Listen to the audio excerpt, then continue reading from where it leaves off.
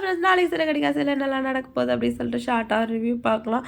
ஒரு வழியாக வந்து விஜயா வந்து ரோகிணியை மன்னிச்சு ஏற்றுக்கிட்டாங்க.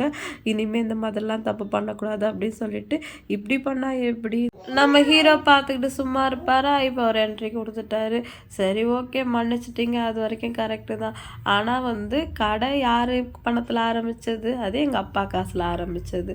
அதுக்கு வந்து ஓனராக இனிமேல் இவன் இருக்கக்கூடாது. அதில் வந்து ஓனர் சீட்டில் இனிமேல் எங்கள் அப்பா தான் உட்காரணும் அப்படின்னு சொல்லிட்டு பெரிய குண்டை தூக்கி போடுறாரு நம்ம முத்து. அதை கேட்டோன்னே எல்லாருமே ஆடி போயிட்டாங்க.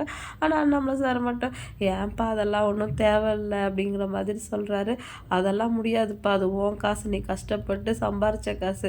அதில் போய் இவர் ஓனராக உட்காந்துக்கு போகிறோம். அப்படி உட்காந்து இவன் ஏதாவது சாதிச்சிருந்தாலும் பரவாயில்ல. ஆனால் வந்து எல்லாத்தையும் கோட்டை விட்டுலாம் வந்து நிற்கிறான். ஆனால் இவனை இப்படியே விட்டோன்னு வச்சுக்கோயா, அந்த கடையும் இல்லாமல் பண்ணிவிடுவான்.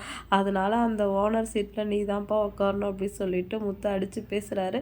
நம்மளை சார் வந்து யோசனை பண்ணி பார்த்துட்டு விஜயா எனக்கு என்னமோ முத்து சொல்கிறதா சரின்னு படுது. ஏதோ இந்த மாதிரி சூழ்நிலைலாம் கொஞ்சம் சரியாகிற வரைக்குமாவது அவன் சொல்கிறத நம்மலாம் கேட்கணும் அப்படின்னு சொல்லவும் ரோகிணி அப்படியே ஷாக் ஆகிட்டாங்க.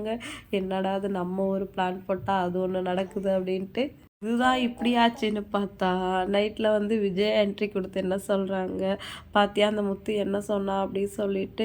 இது எல்லாத்துக்கும் என்ன காரணம்? அந்த காசு தான் காரணம். அந்த 27 லட்சத்தை அவன் மூஞ்சில் தூக்கி எரிஞ்சிட்டான். அவன் பாட்டுக்கு பேசாமல் ஒதுங்கி போயிடுவான். அதனால நீ என்ன பண்ணுறன்னா உங்கள் அப்பா கிட்ட உங்கள் மாமாவிட்ட கேட்க சொல்லு, அந்த பணத்தை எப்படியாவது ஏற்பாடு சொல்லி அனுப்ப சொல்ல அப்படின்னு சொன்னோடனே ரோகிணிக்கு வந்து அடுத்த இடி தலையில் இறங்கிடுச்சு. இப்போ எப்படி சொல்லி சமாளிக்க போகிறாங்கன்னு தெரியல.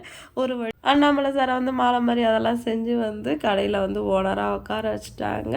அடுத்து என்னெல்லாம் நடக்க போகுது அப்படின்னு சொல்லிட்டு வெயிட் பண்ணி பார்க்கலாம். வீடியோ பிடிச்சா லைக் பண்ணிக்கோங்க. இன்னொரு வீடியோ நம்ம மீட் பண்ணலாம். டாட்டா பாய்.